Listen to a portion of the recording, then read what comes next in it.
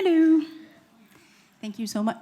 Hold this a little closer to me, excuse me. Thank you so very much for taking time to attend the event this evening. We're very excited to have you here, and I am very excited to be part of this esteemed panel.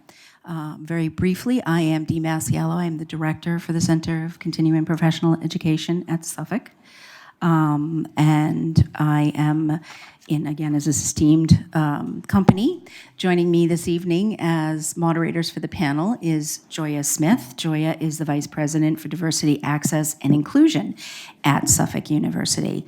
And I'm going to actually ask members of the panel to introduce themselves in just a quick moment. How the evening will go, and I'm going to look at my colleague Allison, who's going to direct me if I'm not completely correct. The panel will go for about 45 minutes. We're going to ask the panelists some questions having to do with diversity, equity, inclusion, and its evolution and roles in our modern companies, professions, society. Then we will break out into table discussions.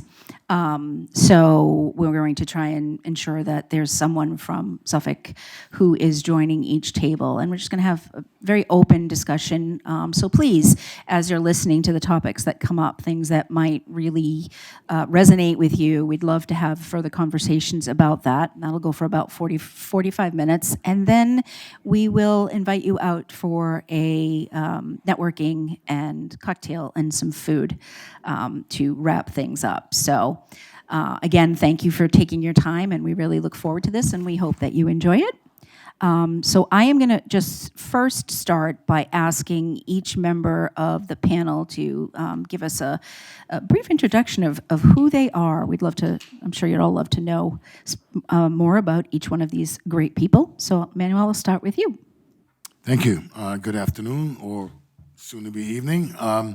My name is Manuel J. Fernandez. I am the Chief Equity Officer of the Cambridge Public Schools. I am also the inaugural president of the Association of Massachusetts School Equity Leaders. So one of the ways that we've been trying to solidify DEI work in schools is to organize all of the equity officers that wanted to join across the state into an organization, and we launched across the street in June with Governor Healy and Secretary Tutwiler inviting us to launch publicly as an association. Thank you. Hi, good evening. Nicole Jean Christian. I am the Chief Diversity Officer for the New York State Department of State and Senior Policy Advisor to the Deputy Secretary for Planning, Development, and Community Infrastructure.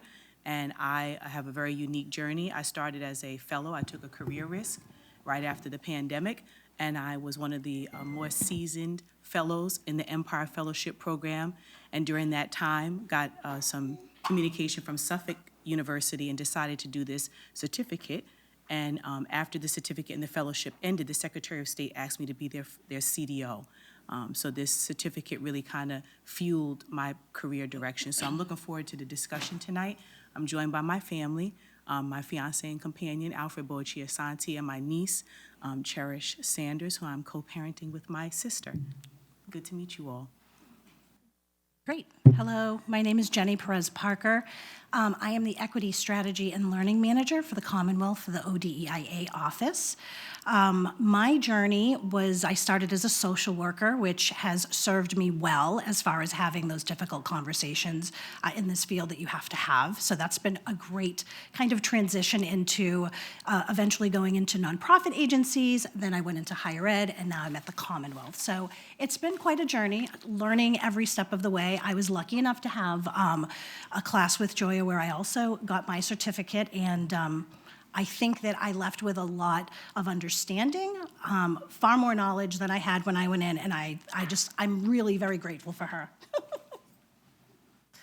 Good evening. My name is Kathy Lopes. I am currently the Director of Diversity, Equity, Inclusion for Newton Public Schools. I am also in partnership with Manuel. I'm the first Vice President of the Association of Massachusetts School Equity Leaders, AMSEL, and I am also the co-author of the book, Change Their Narrative, How to Foster an Anti-Racist Culture in Your School, which really targets leaders who are trying to embed a culture shift centering anti-racism in their school communities. And like Jenny, I am a social worker, and I show up in this work every day as a social worker. So that's, my journey here has been long, lots of different places. We won't get through all of them, but my social work skills show up in this work every single day. Good evening. My name is Aprilis Diaz. I'm the Director of Calling and Career at Eastern Nazarene College. I also had the privilege of taking the DEI course, and it has helped my job a lot in what I'm doing. I'm assisting the college meet its DEI goals, and I'm excited about that. I'm accompanied tonight by my daughter, Amaris, who's also studying intercultural studies, and her goal is to be in DEI work. And I'm accompanied by the executive director of our department, Dr. Trina Bryant, and I'm excited to be here. We throwing everybody out there today, okay. My name is Tahara Samuel. I'm the Community Planning Manager for Madison Park Development Corp., where I lead with race around policy systems and environmental challenges in the Roxbury area. I'm also a citywide trauma responder. I also have a social work background as well, and I hyper-focus and bring young people in every space. So I teach youth advocacy. Woo-woo to my young babies in the back. And I'm also accompanied by my coworker who's actually getting her master's in DEI as well, Allison Anderson. Thank you so much. So, just out of curiosity, how many other social workers might we have out in the crowd? Don't be embarrassed. Oh, you got one hand going. Nice to have you. How many of you are from education? Okay, all right. What about, I mean, to make the distinction between education and nonprofit, but more nonprofits, traditional nonprofits? How many of you are from the corporate world? Well, where are y'all from? Government. How could I forget government?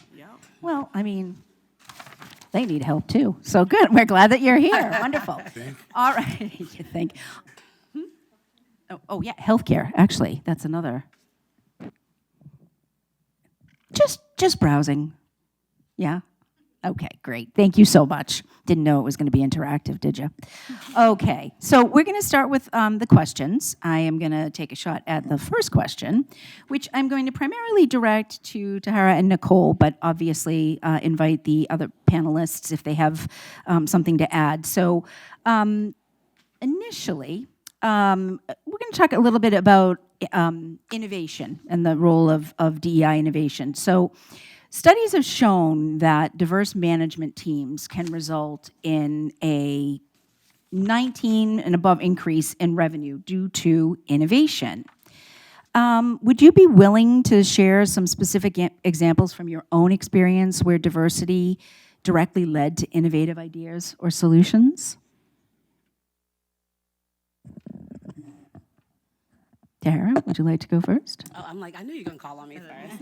Y'all need my energy today. I understand. Don't worry about it. First, I'd like to start with innovation and diversity go hand in hand. I feel like you can't really do this work unless you have all parties at the table.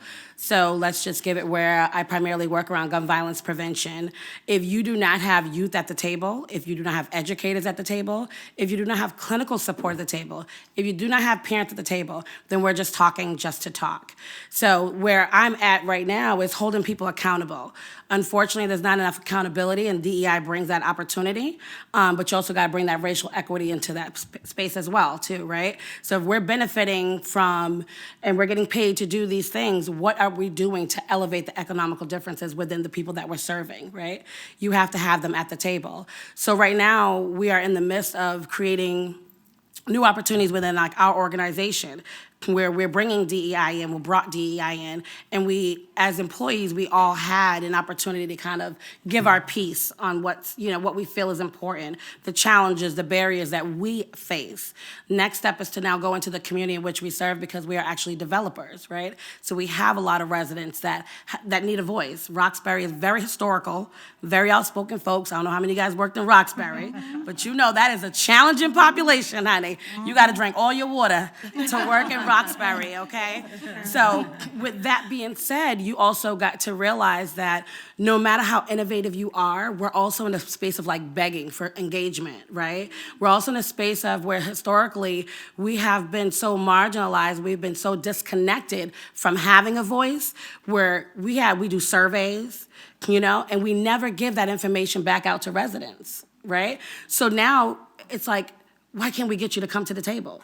Because in some way, shape, or form, we have failed, right? So it's great to come up here and talk about successes and what really works. I don't think anyone can really conclusively say, this works. It depends what time of the year it is. It depends what is happening in our community, whether it can work. It also depends on what your data looks like. Who did you have at that table? Because I promise you, you did not have some young people at the table. I promise you, when we're having these political parties and we're, talking about how do we create change for young people, and there's no young people on the panel, you missed a step. So I would say, let's be a little bit more innovative. I'm looking around this room. Where are men at in DEI, right? They need a voice at the table. So depending on what area you're working on, what population you're serving, you got to be sure to, forget the ageisms. Young people have a voice. The seniors have a voice. Everybody's going through challenges and barriers, and we're not reaching all of them until you have everybody at the table. Excellent. Thank you. Nicole? Thank you so much. And I completely agree with most and all of what Tahara said about inclusion. And how inclusion is really critical to successful DEI strategies. So I'm here from the state, and I'm here to help you. I'm from the government. I have 30 years combined experience in economic development. DEI was not a career path that I chose. It chose me. I was in an agency and in most rooms where I was the only woman, the only Black person, and probably the only Black person of a diasporic experience via the Caribbean. So I have always been in this space where I've had to be the ambassador for diversity in a way. So when I took up and was in this accepted into this fellowship, I, of course, was in a cohort where I was one of only 2 women and the only woman of color, and the only Black woman specifically of color.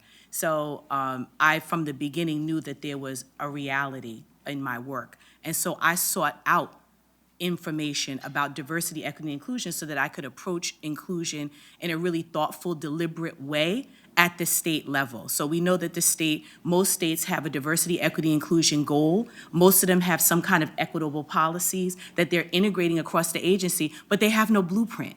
Okay, folks are just stepping into these roles because they have to. So I was able to take what I learned, and thankfully, from Suffolk University, Dr. Joya, like I told her today, she changed my whole career path. Going through this program and working with her was like driving a car with unleaded fuel and then going with rocket fuel. Literally, that was the difference in my mindset and my focus. So some of the examples that I have and some of the experiences about innovation really have to do with my space, which is climate change and resilience. And as with most things that happen, whether they're environmental, social, or economic, vulnerable frontline communities usually are the first and the hardest hit. So the state has been looking at ways to incorporate trauma-informed planning into what they do. So I work for an agency that funds plans for long-term housing, workforce development, school systems across the state by county. And so one of the things that we were looking at and tasked with is how do we incorporate trauma-informed planning and equitable resilience in what we're doing? And I was asked to be a part of that process.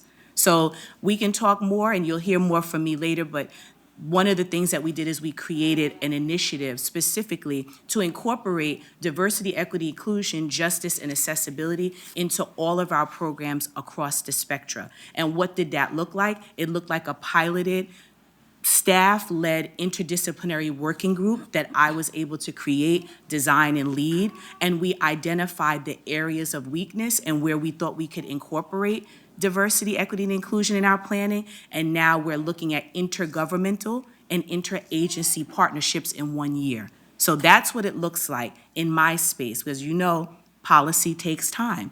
Nothing is overnight. So in December of last year, if you remember, we had a cyclone blizzard in Buffalo where over 30 people lost their lives because of a snowstorm. One of the main issues was about emergency management and messaging and communicating and actually having a network of necessity so people could get out, get back, get their medicine, get help. We didn't have that. So that was a calling card for us. That was like a clarion call that there was more for us to do. So I'm working on those type of initiatives in the space that I am now as Diversity, Equity, Inclusion Officer for the Department of State. Thank you so much. You're All welcome. right, excellent. So I have the second question. All right. Would love to hear a little bit more about the realities of diversity, equity, and inclusion. This question is going to Aprilis and Kathy. Many organizations find it challenging to move beyond the surface level understanding of DEI. What are some common misconceptions about DEI, and how can organizations shift from seeing DEI as a buzzword to a genuine organizational pillar? Thank you for the question. 2 weeks out of college, I went to Boston University. I had the privilege of obtaining a job in advertising. That's what I thought I wanted to do when I graduated. And I remember very clearly that I was hired in an agency down the street of about 500 people. And 2 days into my job, I was told that I was hired to meet a quota. And that was a hard conversation with my new supervisor, because I really wanted to know, did you hire me because of my skills and my experience, or did you hire me to meet a quota? And, you know, they were able to secure me for another 5 years, but that stayed with me. And at our college, I work for Eastern Nazarene College, we want to make sure that, you know, DEI is not about meeting a quota. It's not about us hiring to meet a quota of faculty and staff or to have an X amount of students that are diverse. We are really, really committed to having a very vibrant intercultural community. And the reason we're able to do that is because our leadership is very committed to it, very committed, passionate about making sure that, you know, we provide services and by way of professors and staff who can meet the needs of our students. Right now, over 57% of our students are of color. And we are racing to catch up with our faculty and staff, and it's at the forefront of what we're doing. And that leadership commitment makes a difference in the service that we provide our student body. And the other thing is that it goes beyond just HR. It's not HR's commitment, just commitment. It's everybody's commitment to speak about the needs, the DEI needs of our institution. So it is generally a part of who we are. It's not just a buzzword. We provide constant education and training. We are constantly trying to figure out, you know, how to create better inclusive policies, and we evaluate how we're doing as we go. Then that's definitely what makes a difference at Eastern Nazarene College. Thank you. I want to echo everything that we just heard, particularly the idea that this is leadership's work to really set the tone and set a cultural value around this work. And when I saw this question and thinking about the buzzword of DEI, I immediately went to, 3 years ago, George Floyd in the summer, and everyone wanted to commit to DEI. And I think superficially, folks thought like, oh, if I join a book club, or, we make sure that our website and flyers shows diversity of students and staff. And if we talk about it in education, oh, we're introducing some new books in our classrooms. And then once they realized that the work is deeper than that, we are now seeing the shift and the backlash of this work, because DEI is not solely about the superficial appearance of having difference in your community. It's about what is within this community that is reinforcing diversity of thought, diversity of product, diversity of engagement. I often get asked questions, help me, how do we recruit folks? You can't recruit anybody and have them want to stay if your commitment is only bringing them in the door and then having them just assimilate to a toxic work culture. Right? So DEI has to be present in all of your decision making. Like Aprila said, it's in HR, it's in your curriculum, it's in your meetings with administrators. How are we thinking about these choices? How are we thinking about the students? And how are we bringing all of these voices to the table and supporting people into leadership opportunities? So I think that, and also another big piece is showing the data. When you show data in any organization and you break it down by race demographics, the disparity is there. And in education, the disparity is there when we look at grades, when we look at test scores, when we look at access to advanced placement courses, we look at graduation rates, we look at student discipline, we look at student connectedness. And the disparities are so evident when you break it down by race and show folks. And if we want to be a place that really embodies diversity, equity, inclusion, then we have to change policies and practices and leadership and decision-making and start to influence this shift in disparity.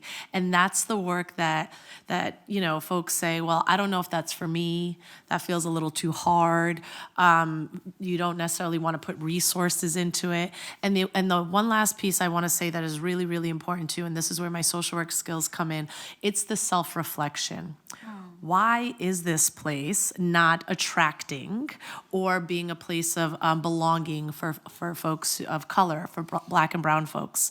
And that work is not only for Black and brown folks. That work is for white folks to really think about, I know I'm a good person, but let me unpack some of my unconscious biases. Let me unpack some of the practices that I've been participating in unwittingly that I now know are harmful. And that work is where you have to have leadership reinforce that this is what we're doing, it's non-negotiable, this is what we're about, and we have to stay consistent, because too often we start that process and we do one implicit bias training, then folks want to go back to doing what they want to do. So I think just overall my answer is DEI is not just the vision of diversity, it's the actual institutional shifts that center diversity, equity, and belonging. Can I add to that? Because I just, I got to speak whenever I feel empowered. So I took the DEI certification. I think I was just really inquisitive on what my coworker was getting a master's degree in.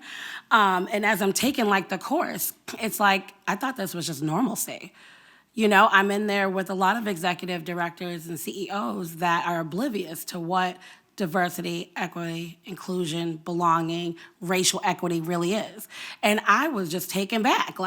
You are asking questions with a title that I would expect that you would already know. And then, of course, I come off aggressive because I call people out in that moment, right? I've been leading with race my whole life. So I don't have the facades, or I didn't have to code switch, right? In order to do this DEI work, you absolutely have to lead with race. You have to be in spaces where you can talk about racism. It's real, right? DEI was created so that Black people can teach white people how to work with us, right? Let's be absolutely clear on where that's derived from, because we've never, as a Black and brown community, felt superior in any other space, right? So we have to be able to call those things out. We have to be intentional with our direction, and we have to be okay with saying things for what they are. So I love the empowerment that getting that certificate gave, being in those spaces, having those conversations. I'm getting chills by the power that's even on this table. But again, we have to just say things for what it is and not skirt around it, right? I bring young people to every space, and I intentionally use certain verbiage because I need you to understand. I need it to resonate. I need you to understand that I'll never want you to walk into a space and not be able to be your natural self. You don't have to identify as anything. You have a lot of intersectionalities. You have a lot of different spaces you can identify with. And it's going to start from here. So they all going to be DEI certified by the time I'm done with them in a year and a half. I love it. Excellent. It's a good build into the next question, and you know, Tahara, maybe you can continue and add on a little bit, which is looking at DEI as part of a strategic business plan, and I'm bringing up business plan and the like, but the importance of going back to the question about leadership and including individuals, stakeholders at the table and the like, that's all really important when a company is thinking about how we're going to be successful as an organization. So again, to Tahara and Nicole and anyone who'd like to, anyone else on the panel who would like to join in afterwards, how have you seen your organization successfully incorporated DEI as a core component of their business plan? And what, if any at this point, if it's long enough to see, have benefits have they observed as a result? So again, taking the long 5-year plan and actually engaging DEI principles into it. I think are we in year 2? We're in the suffrage ages of year 2 of our DEI. And what I can say is, like, I don't think we can say, hey, that this is successful at this moment. I think that we can say that we're in a creative space and we're in a space of opportunity. I loved how we started here at the core, right? Coming up with, my CEO came up with her North Star and then came up with the core components. What are we looking to do here? What do we each individually have to offer to this organization and to the community? Taking that and then creating our strategic goal plans. What are we going to be working on? What is our focus? What have we been missing? What are our barriers that we've recognized, not just for the community, but within ourselves? Is this organization giving us what we need? You know? And I would say that we had what do you call it? Well, a little event for all staff. And at that meeting, our CEO gave us our whole organizational budget. This is how you get a promotion. This is how much money comes in. And for me, that was enlightening, right? Because how many people give that information to everybody? Usually it's like your directors or your deputy directors. So for me, that was very empowering, very opening. So being honest about our economics, like what do we have to offer? How much money is actually going into our community? How much is our properties worth, right? Starting with that. And then we started a committee. It started off with, I think they came with the name READY, right? Racial equity, diversity,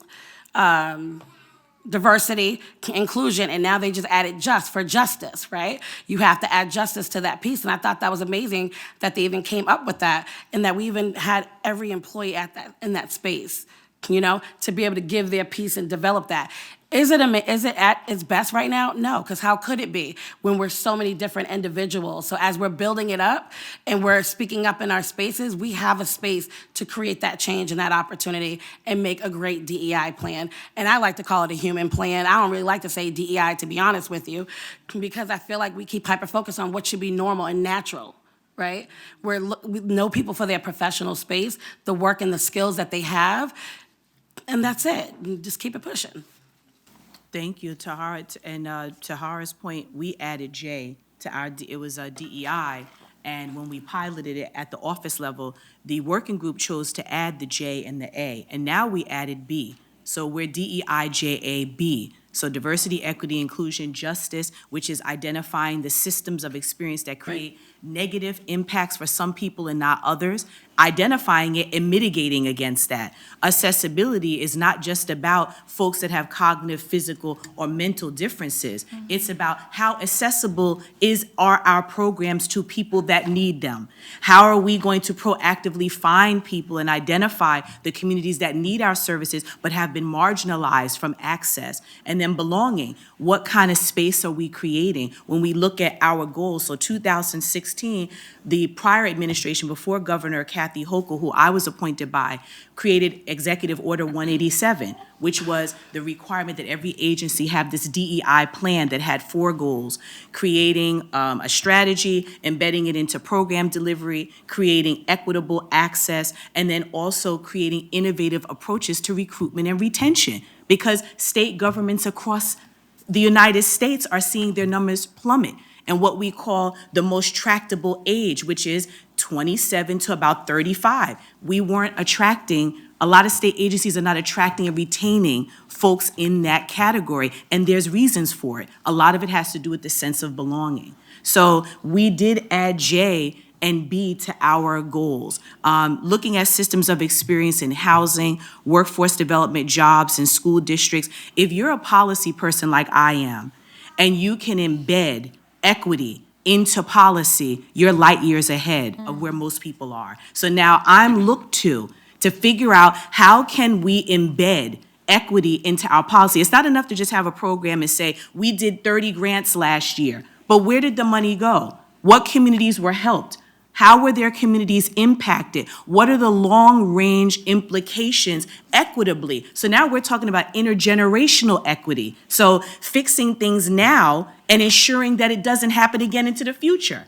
So if you can, as a policy person, because I saw a lot of people work from government, if you can figure out, I looked at what Dr. Joy was doing in class, and I formulated all my assignments to the work I was doing right then. So it wasn't hypothetical for me. I needed to figure out, how do we incorporate equity into these policies in a way that's thoughtful, deliberative, and measurable. So in 2016, we have this thing, you have to do the plans.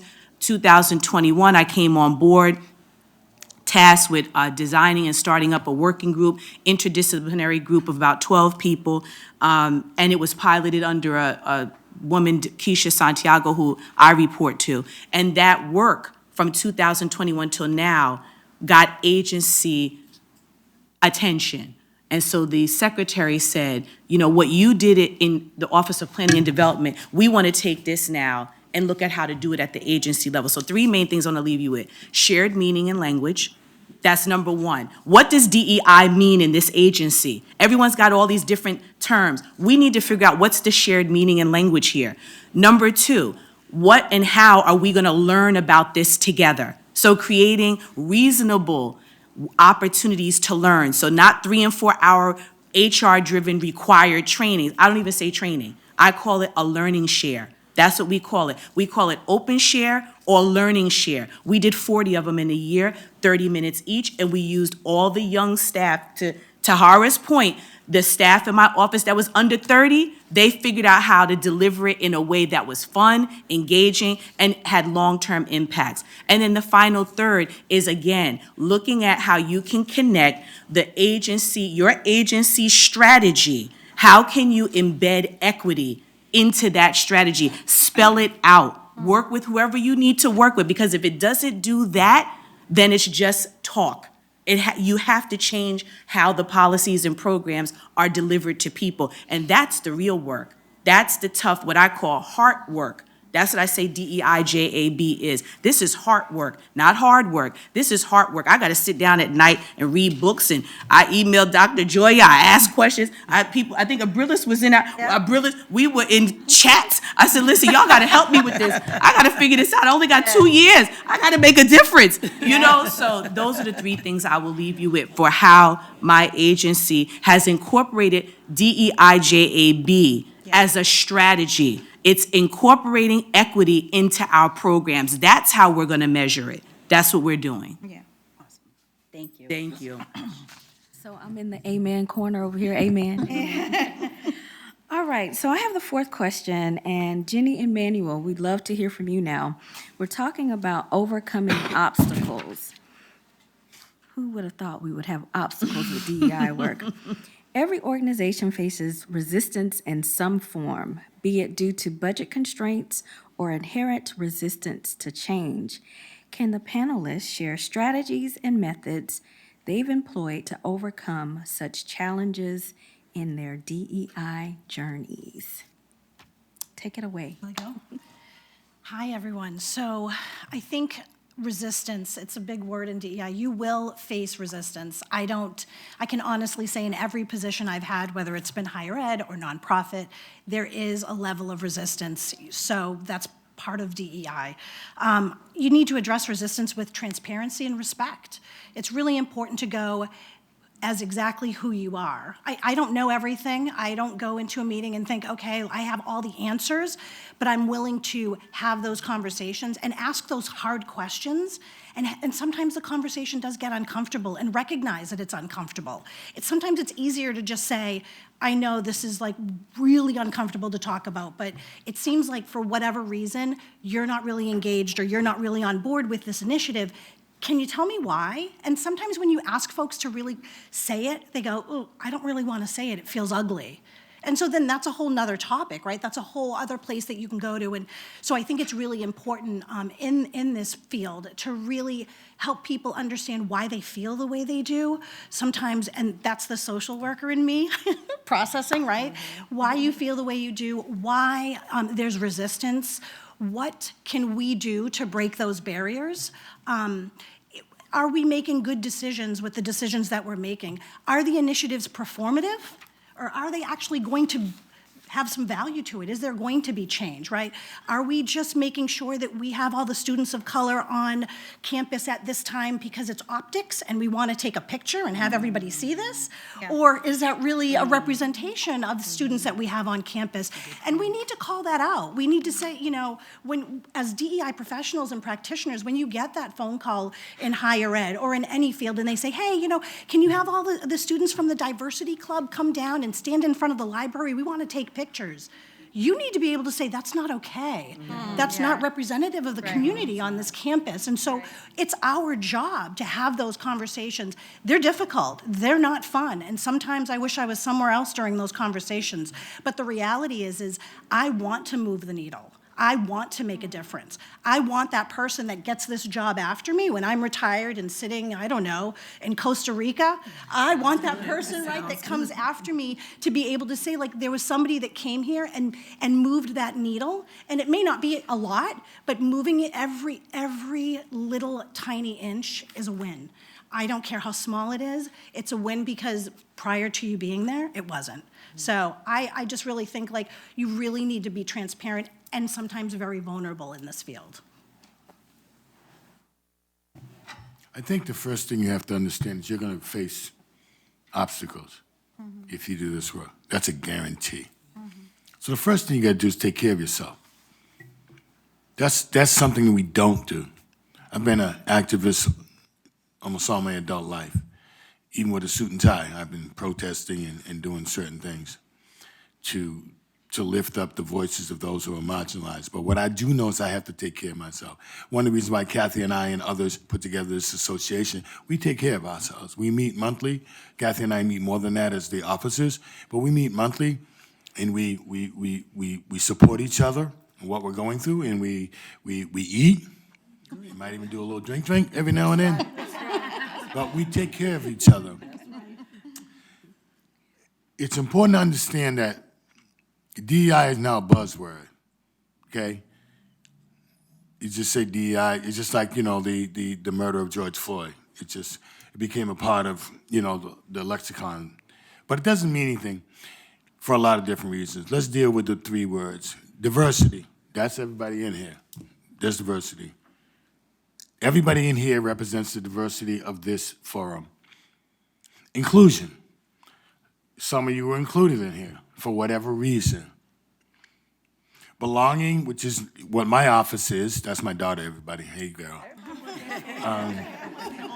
Belonging. I think it's the deepest sense of humanity, because belonging means I'm here.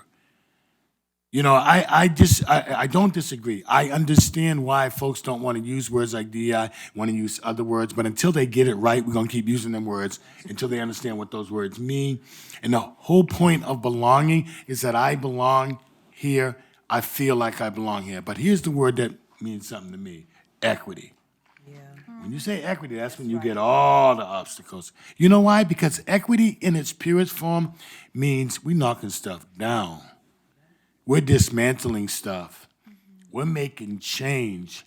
At the end of the day, if you have forwarded or advanced an equity initiative and nothing has changed, you're just hanging around. You haven't done anything. You haven't changed anything. Equity is transformative. Lives change. And how do I understand that equity is transformative? Because I know inequity is, well, let me put it this way. Equity is a verb when it transforms. I know you're all college students and graduates and whatnot. They taught you equity is a noun. I'm here to tell you it's a verb. Because if you're using it, it's changing stuff. And that's where I was going when I said, now, do you understand that inequity is a verb as well? Have you seen inequity? I lived inequity as a child. I felt it. It was actionable.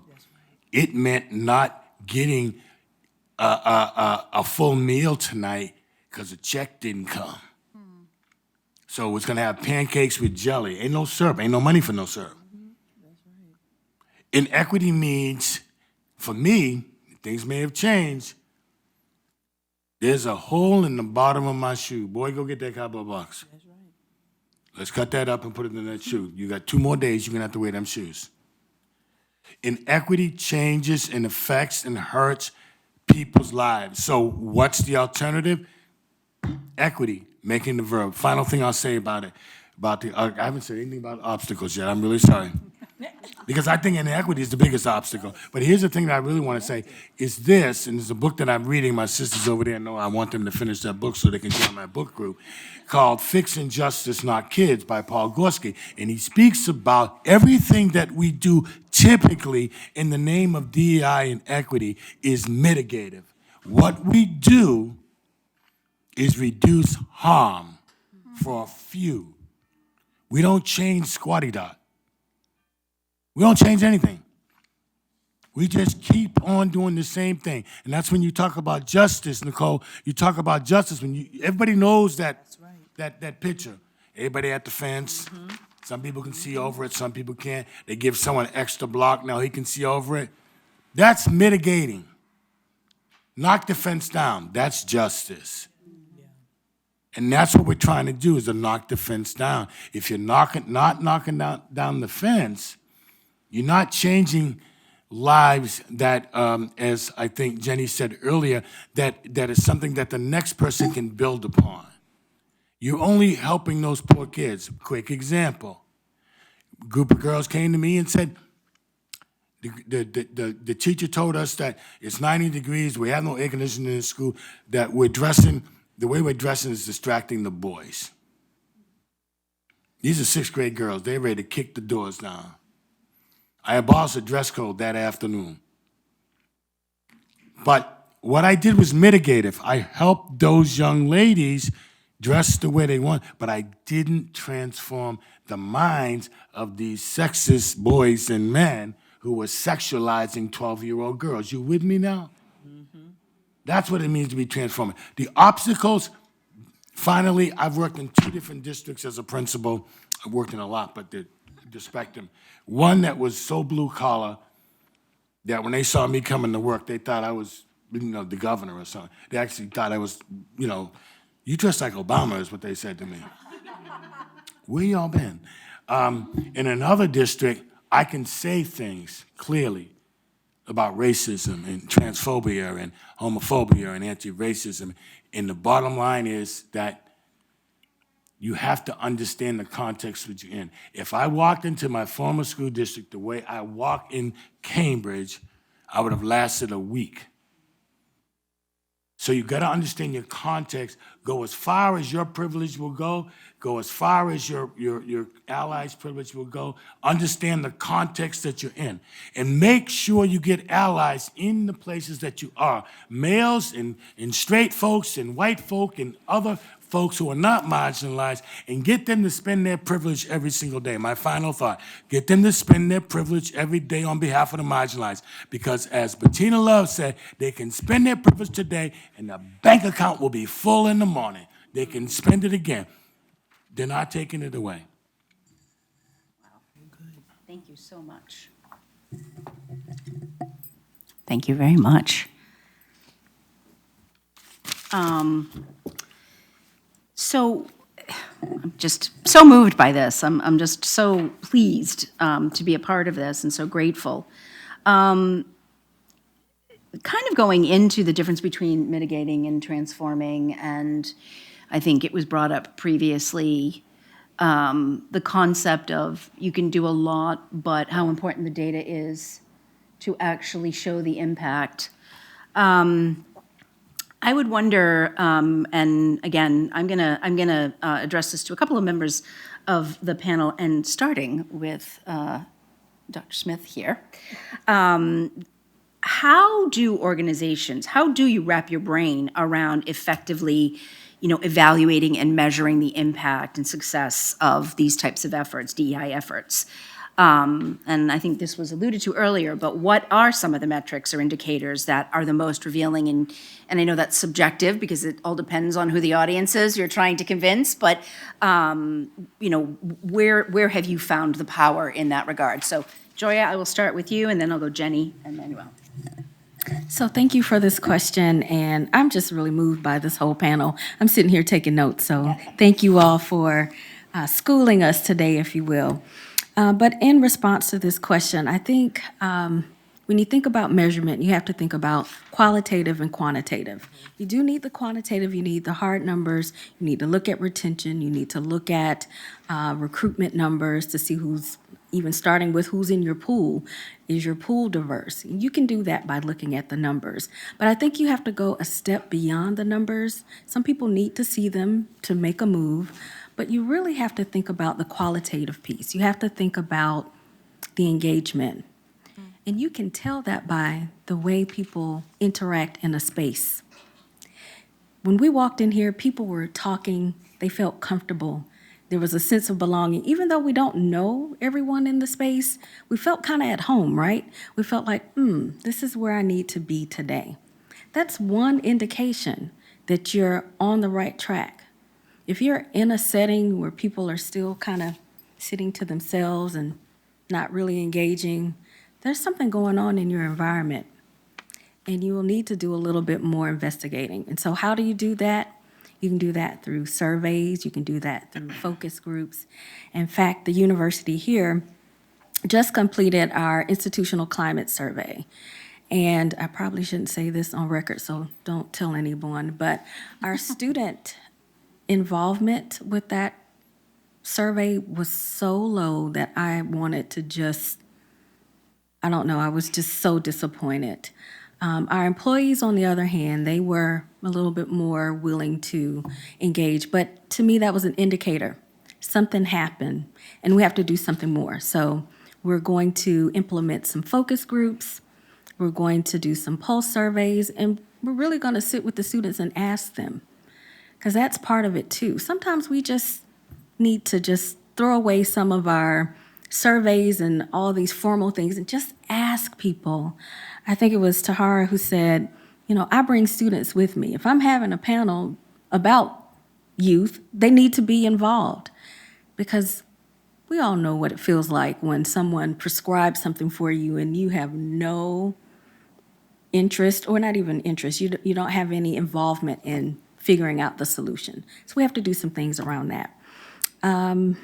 Let's see, in terms of other metrics and other indicators, again, you can tell by the environment, but then you can also tell by your reputation.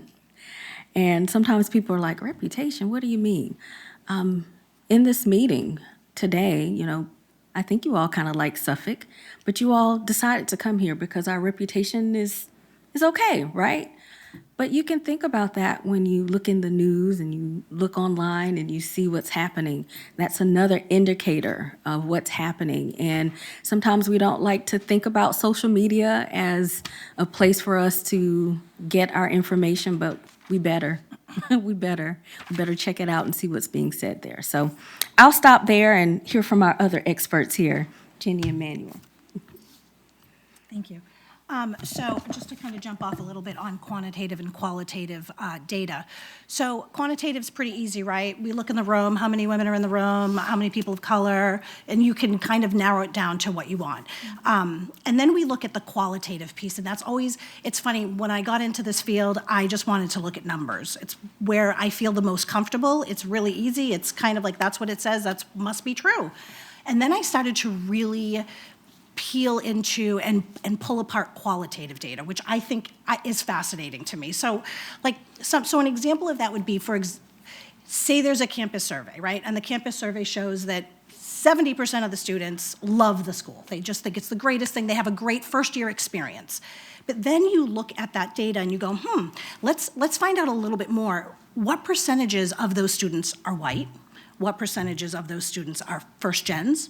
What percentages of those students are students of color, right? What percentage of those students are students that come from a one-parent household? And as you start to pull apart that data, you can really say, wait a minute, all these students over here say it's a great school, it's a great first-year experience, but we have a whole set of students that 90% of this smaller group of students are having a horrible time here. They feel like they don't have any support. They feel like they don't belong. They don't want to go to the student center. They feel like, well, I'm not an athlete, so I don't know where I should go. And I think that we need to do better about really looking at those surveys, really looking at listening sessions and having those with, whether they're with employees, whether they're with students, but really kind of having those conversations so that we can look.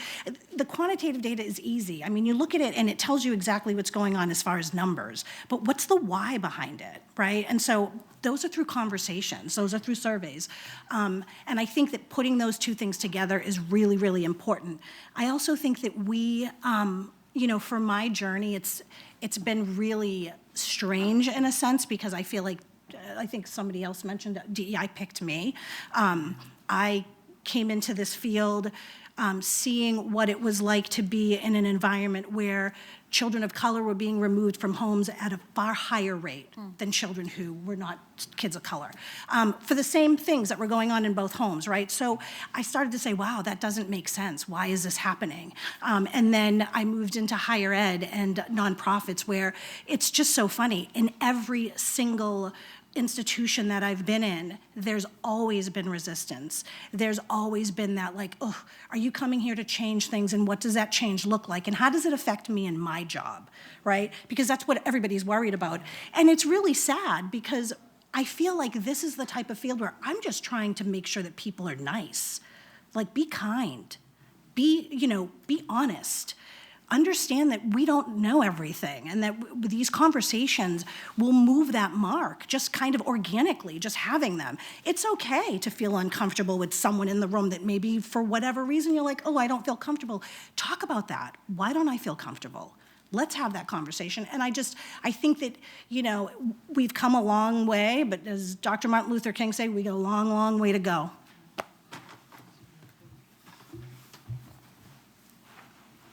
I think one way you measure is you ask them. I think Tahara and Kathy were hitting that earlier when you talk about young people, for one. See, when you work in an educational institution like a school or a school district, it's a lot easier. It really is than in the workforce. I think grown folks is the hardest people to move. They got to see that what's in it for me.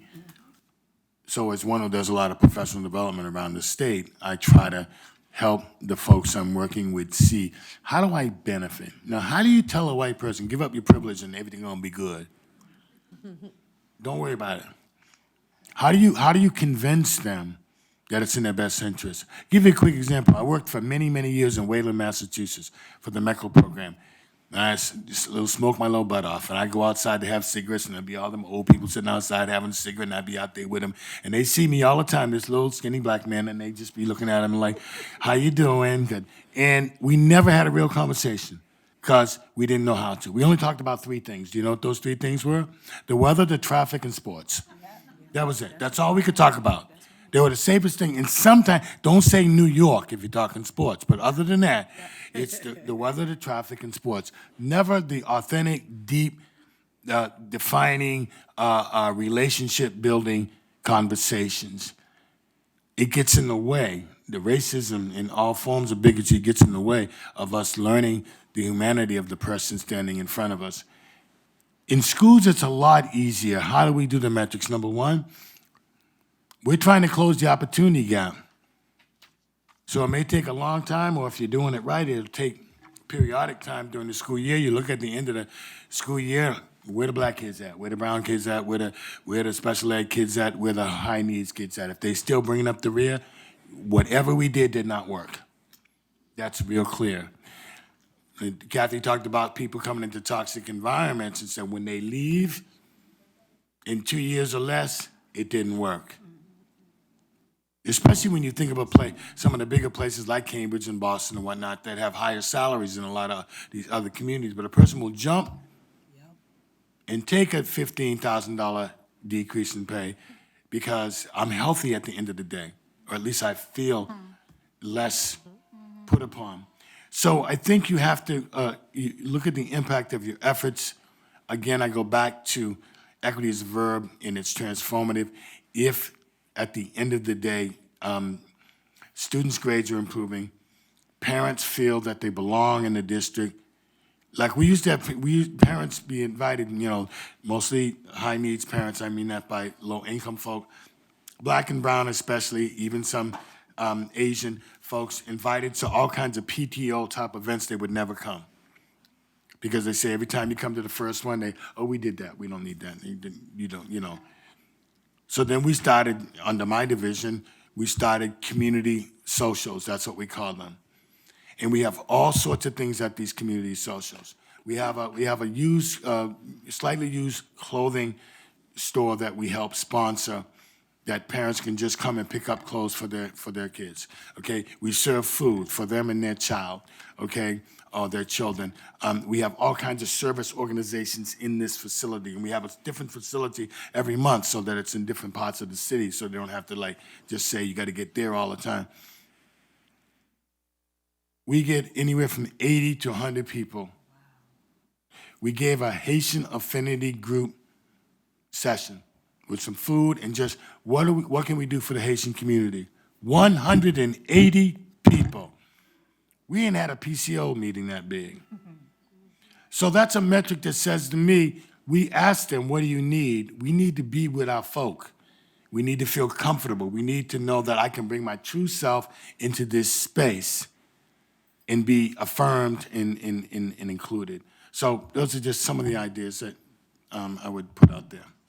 I just want to add on that. When you say qualitative and quantitative data, it's so triggering for me. I've only been coming to this data for about a year and a half, and it's my whole life, right? Because now that I'm reading it and I hear people say qualitative data, and I look at the data of Roxbury, and it'll say we surveyed 50 people. And 70% said this. I'm sorry, last time I checked, there's 50,000, right? And then when I asked the questions of what was your community engagement around that? How did you include everybody, right? There's a high volume of Muslims in Roxbury. Did anybody have halal food? Absolutely not. I know it's extremely expensive. I get it. But create those budgets and be inclusive of everybody. When you host your events, is there Spanish food, Haitian food, Dominican food, Asian food? There's 5 different kind of Asians that's in Roxbury, So are you being completely inclusive? And when you're doing your data, are you doing it for you or are you doing it for the community? What questions are you asking and how are you asking them? Because sometimes when we get into our realms of leadership, right, we forget how to ask the questions appropriately. I was in a forum where someone asked a young person, what are some of the challenges that you have? I don't know what you just thought you just asked that person, but be direct, be intentional. Do you have problems at school with your education? Do you have problems with bullying at school? You have to be intentional and be direct in order to really include somebody's full thoughts and opinions, because you got to ensure that they understand what are you asking. You can't just say, hey, are you a migrant? Do you have these barriers? We already know that you have these barriers. Maybe you're here in the U.S., where we don't even respect the fact that migrants are here. So when you say qualitative and you say quantitative, I have so many more questions that end up going along with that, because I need to know, how did you grab that data?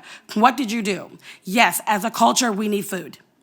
If you're asking me questions and I'm not going to get a follow-up to that, because the data that we're grabbing, we don't give to 2-3 years later.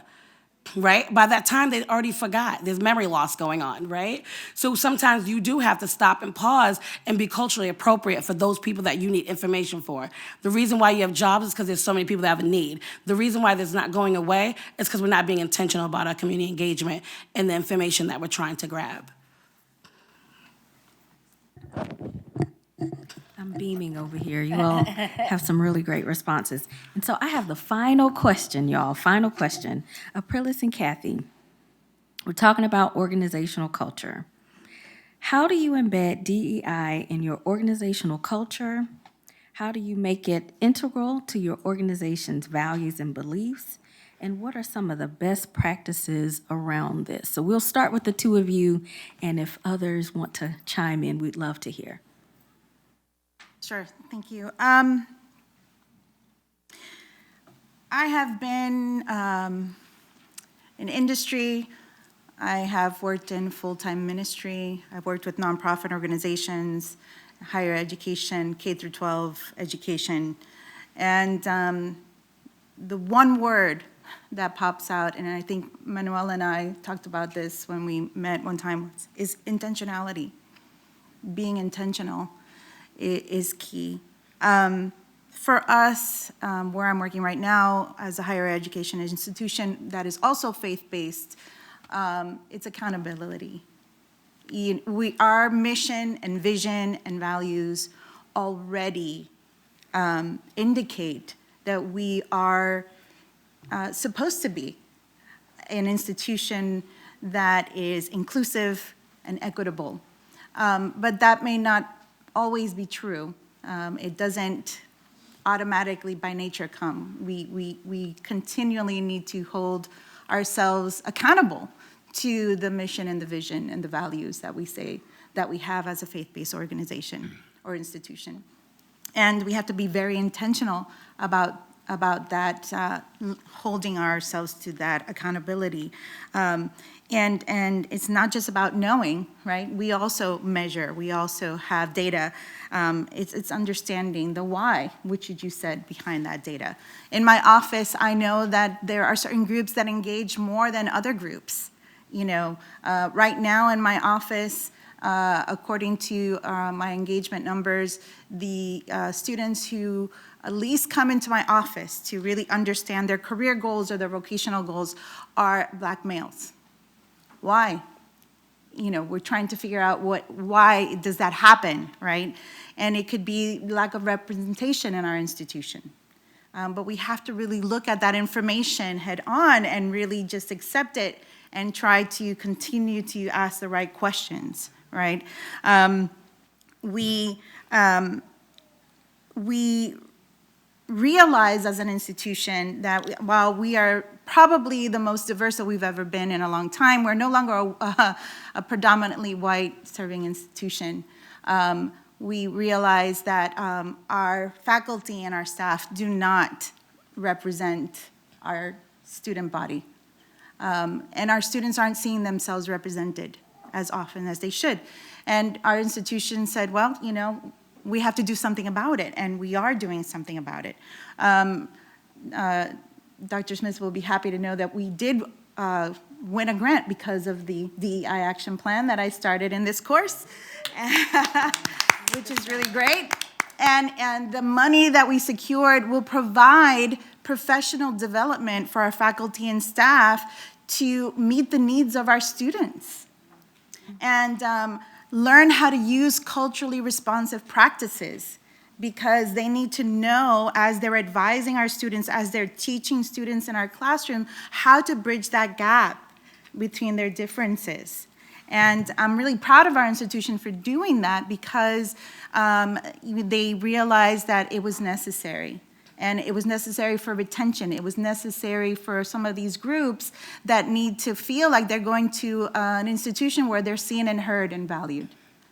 And I know for a fact that that was important for me as I went to college. The other thing that we are doing to hold ourselves accountable, and my daughter's going to be very upset, I think, when I put her on the spot. She's part of student government. And this year they developed a new position, and that's her position. She's vice president of, Amaris, tell me, student what? Student success and belonging. And her role in the institution is to work with the leadership of the institution, starting from the president and every administrative department, faculty, staff, students, to make sure that our students are being seen, heard, and their needs are being met. That's a big job for her as a junior, but it's also part of her desire to do this work, which makes me proud as a mom as well. So, again, it is part of our culture. I mean, on paper, right? It is part of our mission, our vision, and our values, but at the same time, we still need to continue to hold ourselves accountable to it and be very intentional about what we're doing, because if we're saying as an institution that we're providing transformative education, that we are creating global leaders that are prepared to work in a diverse world, we need to meet their needs first and lead by example as an institution first. So that's what we're doing. Thank you. So this question about culture, and I think that this is really where the alignment and the agreement and the stakeholders and the community has to be involved in deciding what is our culture. Who are you and who do you want to become? And who is at the table when you are collaborating and making a decision about this is who we want to become, this is the culture that we want. And in the work that we do, or at least when I came into this role 4 years ago, I said we all need to agree here. We need to bring people to the table and say, around DEI work, around anti-racism, we need to decide what our values and beliefs are around this. And we need to make sure we have voices of those that we actually want to serve. Mm-hmm. And what we recognize is that, particularly in educators and social workers and people who are working with children, we all believe in human dignity. And does everyone experience that human dignity in this community? If we looked at it, we'd say some people said yes, and we know exactly who would say no. We believe in psychological safety. We believe in opportunities and access to learning, right? We believe in belonging. So if we believe in these things, then we recognize that there are certain members of our community that don't have this experience, and that's where we have to do the work. So we created a statement of values and commitments to racial equity, and there was resistance. People didn't want the word racial in there because then it's what about me, or what about my child? And when I get those questions, and that's often how the resistance shows up, why is this teacher reading this book? It makes my child, it makes me uncomfortable. My question is, well, who's being centered? Because if we're about this work and if we're about serving those that we know have not been served, that we know experience marginalization in this community, that we now recognize don't experience human dignity or belonging, why am I going to go listen to that privileged minority of a voice? And why are we giving that voice so much power? Right? And as a culture and as a community, we give those voices so much power, those loud voices with resources. And you have to create a culture that says, no, that actually goes against this idea that we want all children to have this experience of equity and dignity and emotional safety. And we give that language to teachers and to leaders. So when that small resistance comes, very loud and very mighty, we say, no, this is what we're about. And we created this together, and we're centering what the work is. Because often, even you start talking about race, and every other group, it becomes the Oppression Olympics, right? What about the transgender community? What about the special ed community?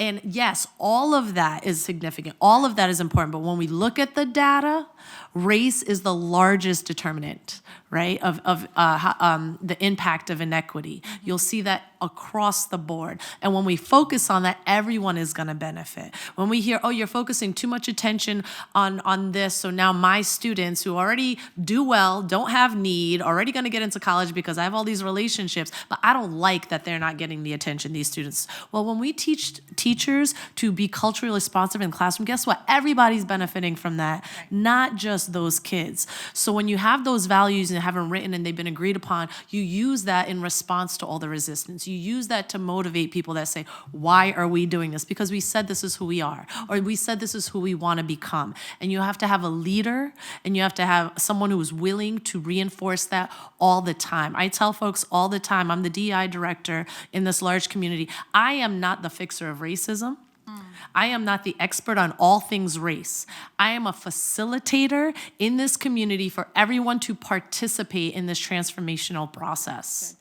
And I can't go out there as a Black woman and say everything I need to say and be seen as credible or not risk losing my job. I need a leader with positionality and privilege who hired me, who wants me there to support my work and say it on my behalf. So you need to figure out who those allies are, who those stakeholders are, and when they say, how can we help? Go use your positionality, go use your privilege, and go talk to your folks who are so angry about this work, and stand up and say, we actually care about the work too, even if we don't see ourselves as the prime recipients. So I get families all the time, progressive families, that say, oh, we're so happy you're here. What do you want us to do?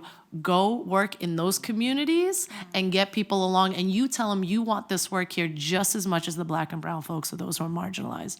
So for me, it's just really the culture. What role is everyone playing? Who is being consistent? How are we not, we're bringing it back. We're holding folks accountable. We're embedding it in evaluations, right? If we're teaching this, we're training you this, then we're going to have conversations when we do supervision about how are you actually having these conversations or changing your practice. There has to be a level of accountability. And there's so many places that we need to bring the DEI lens into, but it has to start with this collective value, a collective vision that you constantly default to reinforce where the work is going.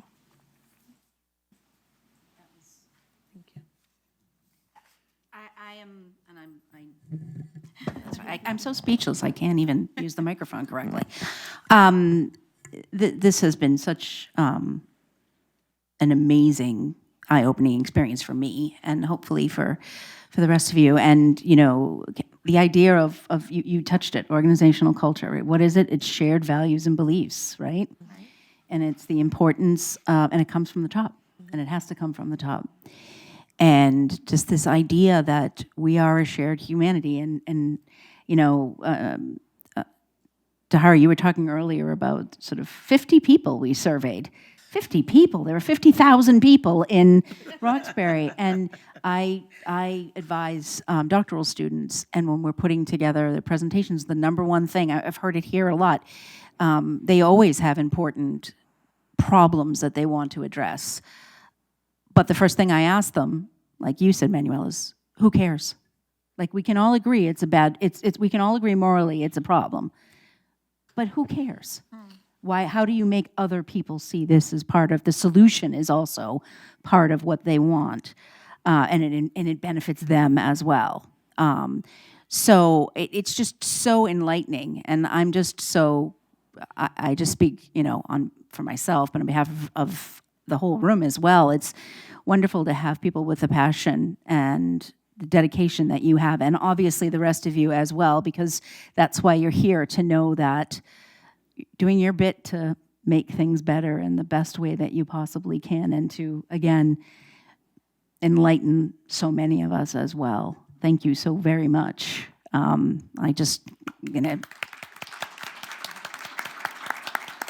Outstanding. So we have my watch changed here. We have about a half an hour left. We're not going to do the individual table groups because I assume that you all want to have the opportunity to engage with more than one of this amazing panel, and have the opportunity to network with them. So I think we can now move to the food and beverage part of the evening, where we have the opportunity to network with this wonderful group. Before we go, I believe we want to give the little gifts that we have for the panel in an appreciation for joining us. And then I have to go hug that baby immediately. She's the culture change agent. We do, we do. Yes. Okay. Thank you so much. Thank you. So much. I don't know. Yes, I do.